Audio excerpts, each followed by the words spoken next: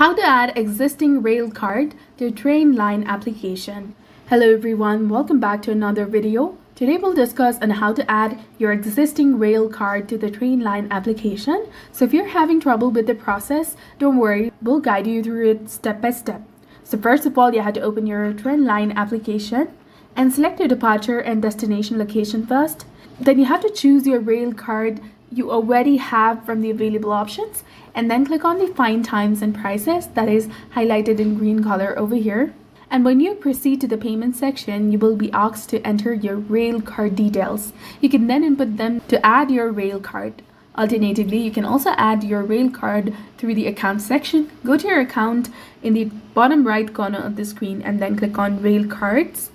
That is below the payment methods in the booking preferences section. Tap on it. Now from here, you can simply find your Railcard and then scroll down to find the option to renew your Railcard. Choose the Railcard you currently have and then click on renew your Railcard and follow the on-screen prompts to successfully add your existing Railcard to the Trainline application.